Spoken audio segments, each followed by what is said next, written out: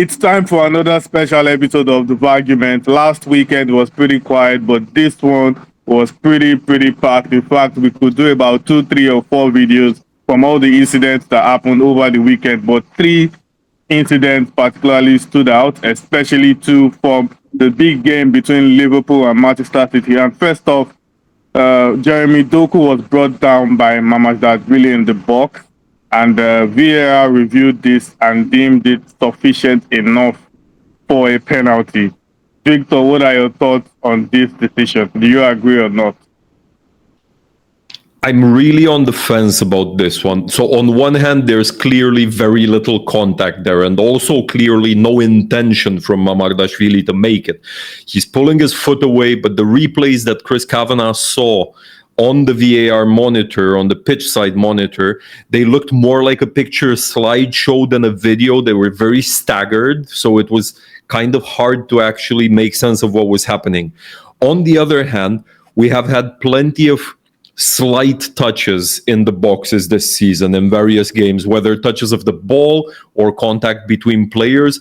They went a certain way, and it's nice to see consistency in terms of decisions for once. So I would say correct decision based on what we've seen so far this season, but at the same time, it's a good thing the penalty was missed because it did feel like justice prevailed. Fair point. Max, your thought on this?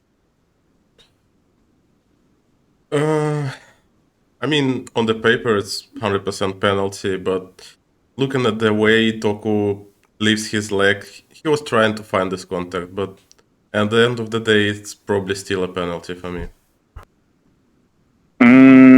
Fair enough. I would like to disagree with you guys here, because I'll take you guys back to Arsenal versus Newcastle.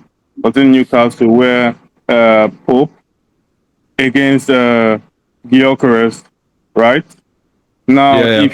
if you remember the reason they gave, they said, oh, there was contact, but not sufficient enough, blah blah blah blah blah blah. And in fact, that contact was even heavier than what I'm seeing in this image here. So if that decision was deemed not a penalty, I don't see why this should be deemed a penalty as well. I mean, Victor mentioned consistency, but they've been the opposite of consistent, in my opinion. But he did touch the ball, and there was the Exactly. Pope got, this is exactly what I was referencing with the slight touches, whether the ball or player, but Pope did get a bit of the ball in that duel with Gyökeres.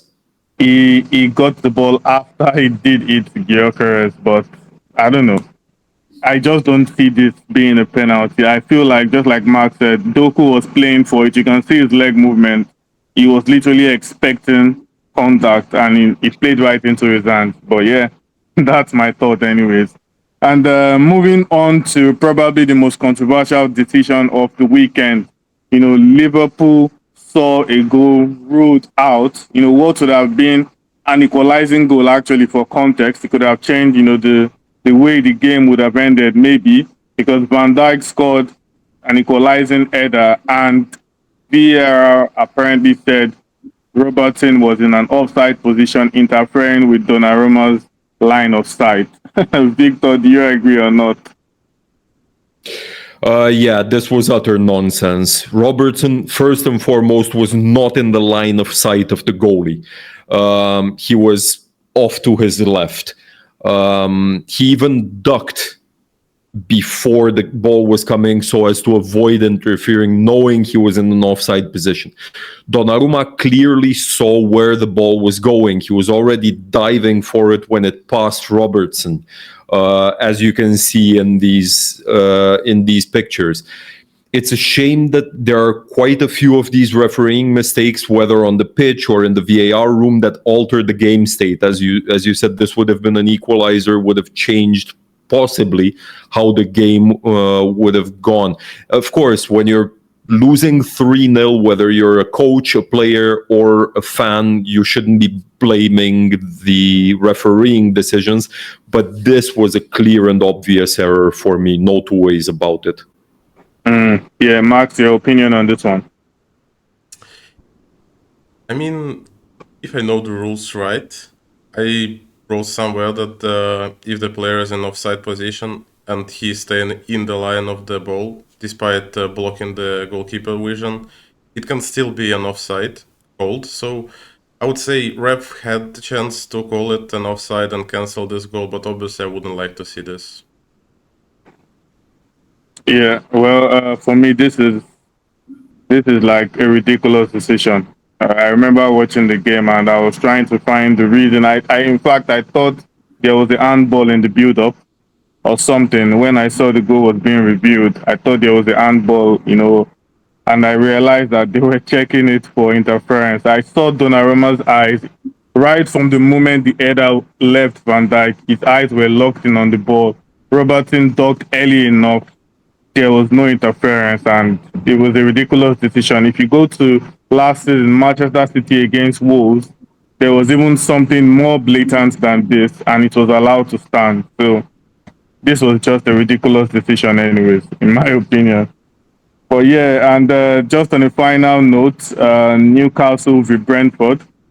Dan Burn appeared to foul Otara in the penalty area, but after a VAR review, the verdict was that it was a dive, apparently. Victor, your thoughts on this?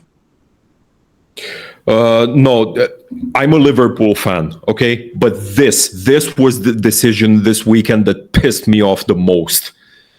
The contact was so clear, it's not even funny. It's a stonewall penalty. You don't see a mistake like this in the Sunday League.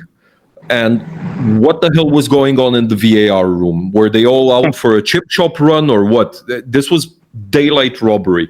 Yes, Ouattara did go down a little bit dramatically, but the contact is beyond obvious. And it just seemed like the VAR did not even look at the footage at all.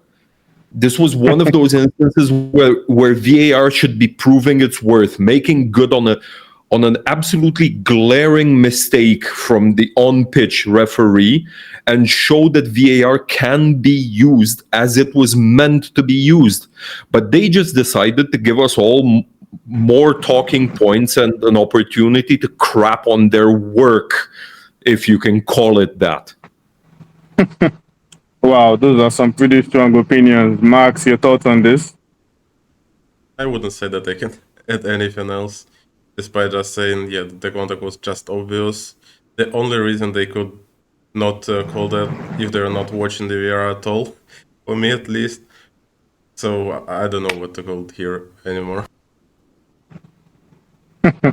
Well, for me, I know what to go with, and I'm leaning towards the side of Victor. This was a stonewall penalty, like stonewall penalty. Like I don't know what the hell was going on in VAR this weekend. I want to believe that VAR had malfunctions all over, and maybe they were just making some decisions based on rock, paper, scissors or something. Like I don't know.